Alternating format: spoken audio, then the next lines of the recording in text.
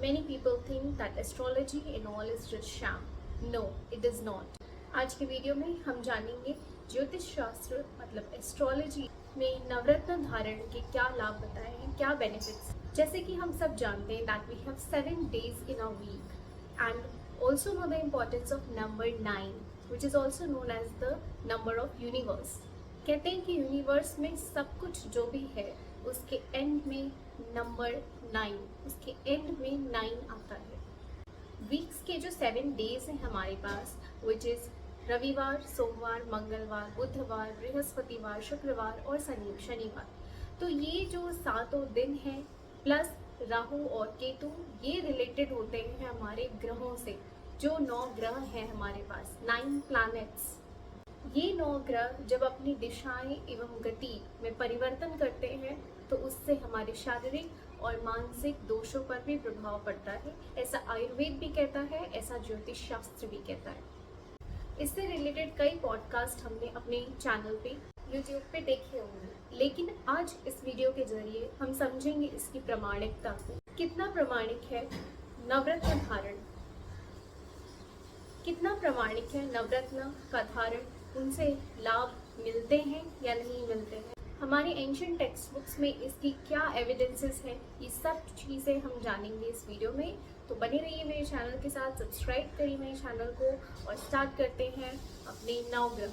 जैसे कि हम जानते हैं हमारे पास वैदिक वाङ्मय है जिसके 4 खंड माने जाते हैं, संहिता, ब्रह्मा, वेदांग, उपनिषद। तो जो वेदांग है, जो बहुत समय से हम जानते हैं कि हमारे पास 4 वेद हैं, ऋग्वेद, यजुर्वेद, सामवेद और अथर्ववेद। इन वेदों का जो अंतिम भाग है उनको कहते हैं उपनिषद, और इसके बाद आता है वेदांग।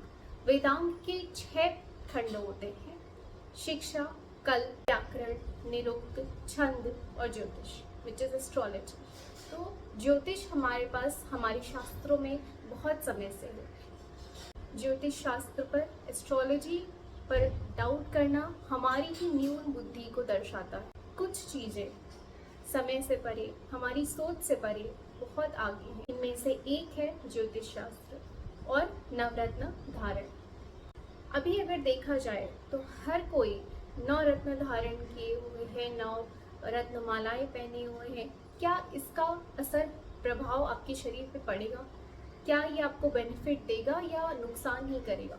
बिना किसी परामर्श के सब नवरत्न धारण किए हुए हैं, लेकिन आपको समझना होगा कि आपकी रिक्वायरमेंट क्या है, आपके डायमेंशंस क्या कहते हैं, आपके चार्ट्स आपको किस ग्रह से बचाने के लिए कह रहे हैं। ये सारी चीज़ें समझने के बाद अगर आप नवरत्न में से रत्न धारण करते हैं तो वो ज़रूर आपको बेनिफिट करेगा, और लिखा होगा something to be turned out of your chart, क्योंकि कहते हैं whatever is written as per your chart you are going to get it if, अगर आप सही तरीके से उस दिशा में आगे बढ़ते हैं। तो इन 9 रत्नों को समझते हुए हम समझेंगे रविवार से शुरू कर रवि ग्रह से शुरू करते हैं, जिसको हम लोग सूर्य ग्रह भी कहते हैं। सूर्य ग्रह के लिए जो क्रिस्टल है हमारे पास वो है रूबी यानी कि मणि।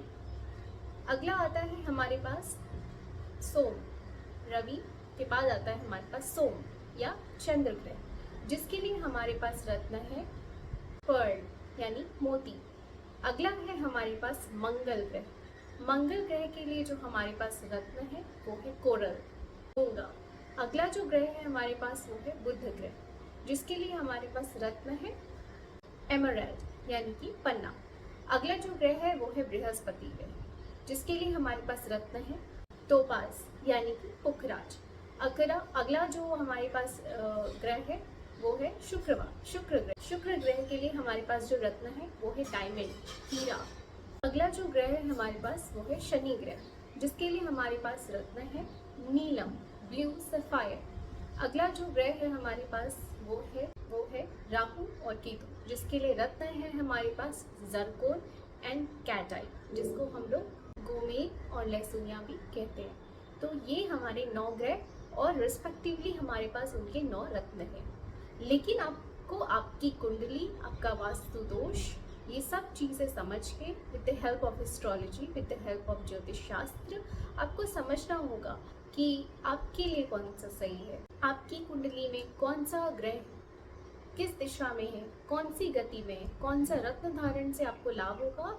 ये सारी चीज़ें समझने के बाद अगर आप रत्न धारण करेंगे तो ये आपको सच में हेल्पफुल होगा, सच में बेनिफिशियल होगा और इसका प्रमाण अनंत है, इसका कोई अंत नहीं है। जिन्होंने इसको आजमाया है उन्होंने इसको पाया है। धन्यवाद। इसका कोई अंत नहीं है, जिन्होंने इसको आजमाया है उन्होंने इसको पाया है। धन्यवाद।